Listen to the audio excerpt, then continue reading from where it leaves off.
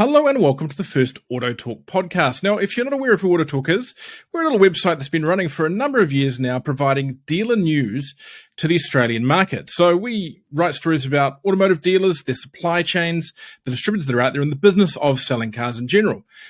We have some really great content there, so if you haven't already seen it, check it out. If you have already seen it, I hope you're already subscribed to our email newsletters. They come out twice a week, and they are the perfect morning digest for a dealer. Now, we have a really great guest for our first episode today.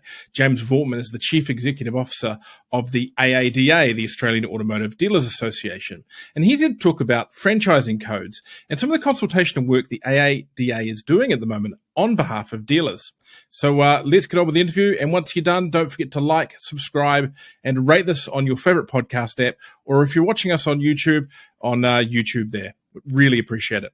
So, James, thank you for joining us. Fairly busy time for the AADA, I imagine. Thanks for having me, Richard. Yeah, incredibly busy time. A lot of government sort of proposals out there, which we're providing feedback onto. And our members are selling cars, but a lot of them are under lockdown, and we're playing our part in helping them. So, yes, very busy time. Now, of course, one of the long-standing issues, not necessarily related to lockdowns, is franchising. I mean, it's a bit of a minefield, and we're into this kind of next stage of consultation now. I mean, there's a whole pile of great information in a document you guys have put out in regards to franchising.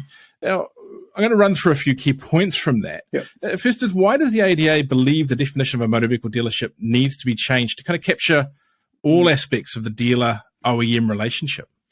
Yeah, so this goes back to, as you say, this is the next phase in an ongoing process of automotive franchising reform, and we had our most recent changes on the 1st of July.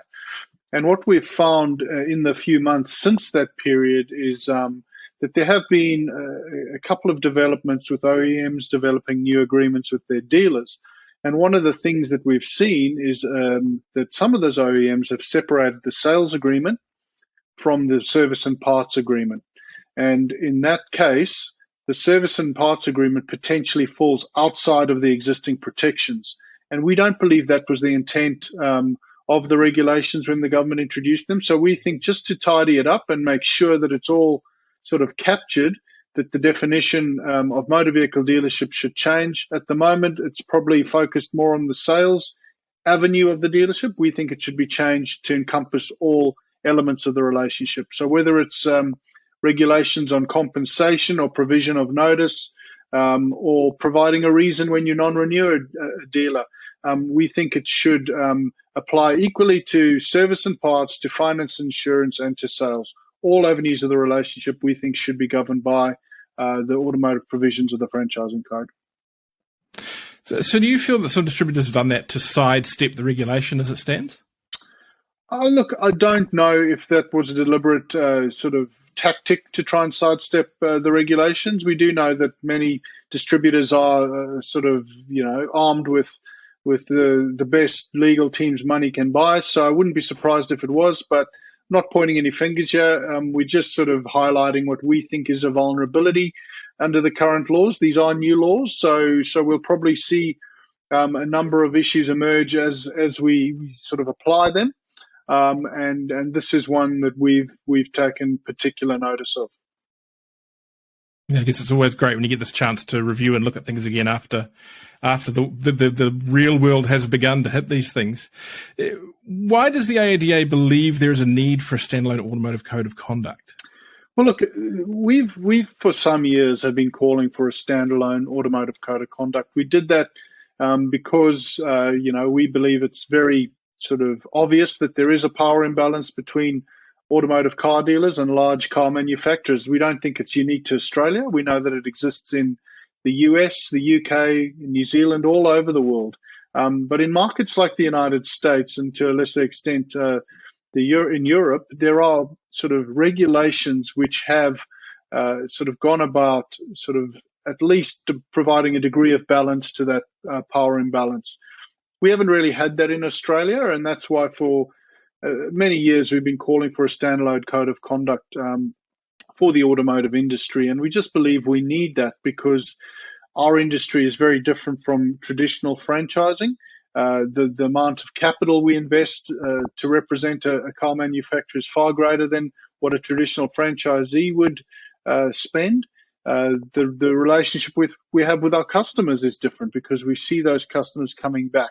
We're providing those customers with finance insurance. And finally, in the Australian context, I'd argue that the franchisors in our industry are much larger than many others. Not all, but most. They're all Fortune 100 companies, and they're very large, and decisions are made abroad that impact Australian businesses and consumers. So that's why we believe we need a standalone code of conduct. Now, the government's made a decision that it would create a schedule to the franchising code. That's a technical point of law, and they're now asking whether they should go further and have a standalone code of conduct. Our view is we just want a system that works and protects dealers. At this point in time, it looks like the government's going to stay with the schedule. So what we've said is let's have a look at this again in a few years when there's a statutory review of the regulations. Mm-hmm. Are there particular areas that you believe the government needs to be closely monitoring in regards to these franchise agreements? I understand things that you've already said are things like tenure, unfair contract terms, and OEMs offering different dealer agreements on different vehicle models. I mean, can you give me an explanation of what you think the key points are? Yeah, 100%. I'll start with the issue of tenure. We have a concern that the dealers are or have in the past experienced insecurity of tenure. That's whereby OEMs are providing dealers with short-term agreements and giving them that lack of certainty for the future, but also often maybe asking them to invest capital which they may not necessarily be able to recover over the course of a short agreement. How this is done in the US is that most agreements are evergreen, and you can terminate your dealers, but only for good cause. And in the European Union, you need to give at least around two years' notice when you are going to embark on a process of terminating dealerships. So what we've said in Australia is we think 5 years is a reasonable term for a dealer. It's something the government hasn't been prepared to implement yet. They've tried to address it in another way, which is to put a regulation in which says an OEM has to give a dealer the opportunity to recover their investment. So we think that might be difficult to apply, but we just want the government to keep monitoring that issue of tenure. Another one is unfair contract terms. If you read through an agreement between a manufacturer and a dealer, it is often a large document. It has subsidiary documents such as policy manuals and so forth. And there are a lot of terms in there. And often these terms are very much skewed in the favor of the manufacturer. In Australia, we have unfair contract term protections for small businesses. And up until recently, dealers did not qualify as small businesses because the definition of a small business in that legislation looks at the number of employees you have, and that number is 20. We've been asking for that definition to be expanded so that our members can have protection against some of those unfair contract terms. And to give you a flavour of what those terms are, there are terms that allows a manufacturer to vary the agreement without any sort of agreement with the dealer, terms which they can potentially change the dealer's prime market area without negotiation. So really those terms which are really heavily skewed in favour of the manufacturer.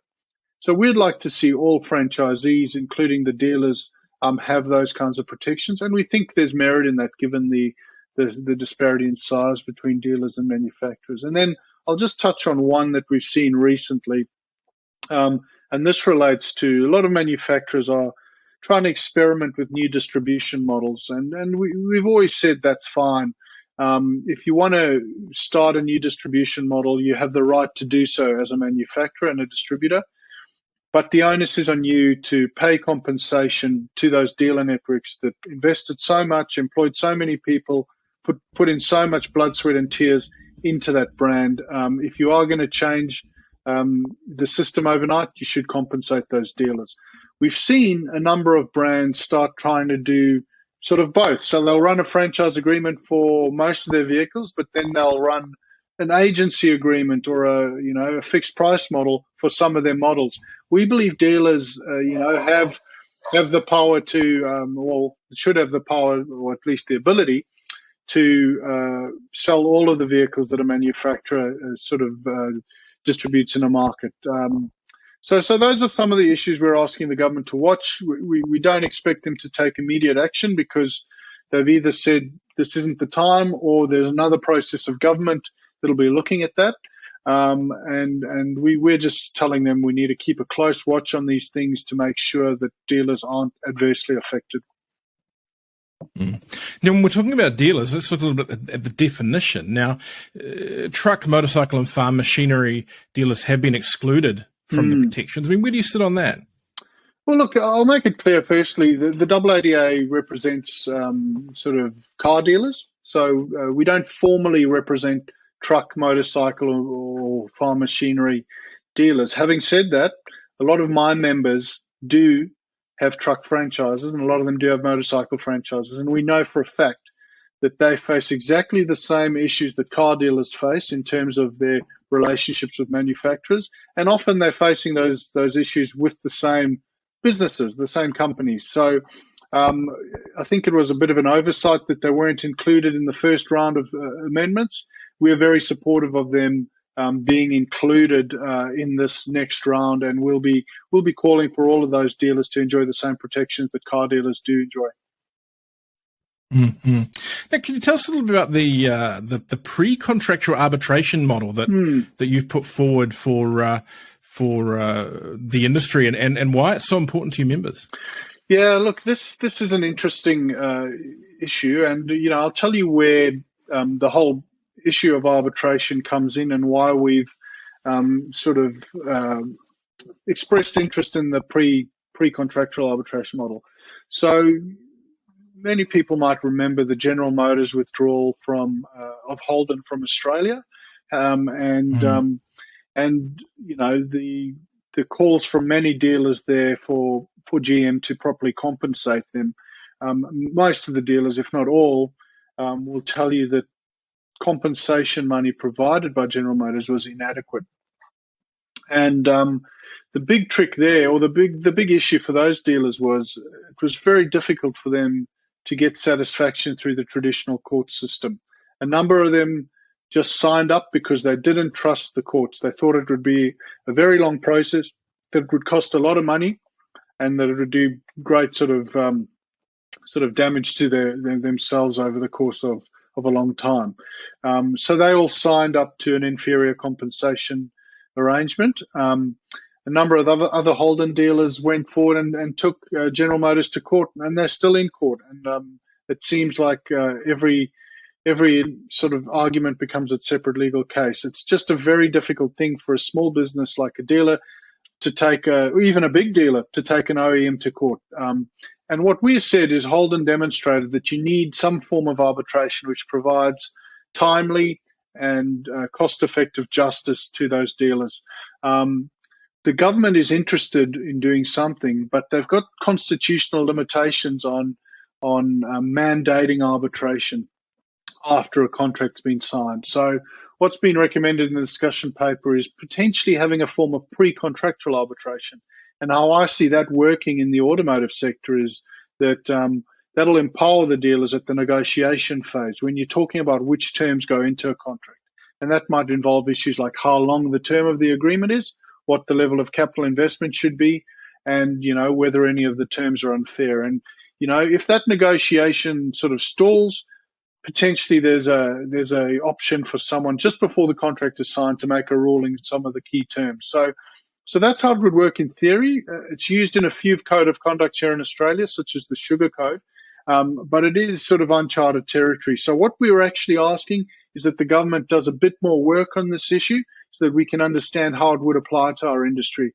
But I think there are merits, and there certainly are merits for some form of arbitration, because at the moment, a dealer testing a case in court can be very expensive and can take a hell of a long time. And if we move on to a very, down the same line, why should there be an automotive industry-led agreement on binding arbitration, similar to what the model in the grocery code of conduct example? So look, I mean, this is, one option such as pre-contractual binding arbitration, is that we ask government to put something in place and make sure that the rules are observed, and if there's a dispute, we go through the government's approved process. The other option is that industry, manufacturer and dealer and their representative bodies can come together and try and form some kind of an agreement. And then it's up to us and our members to put that sort of dispute resolution mechanism in their contract. So this is something we see in Canada. There's no government endorsed arbitration system, but there is a system which I think almost every manufacturer has agreed to, in which they agree to settle their disputes via an agreed form of arbitration. That's something that I think might have merit here in Australia.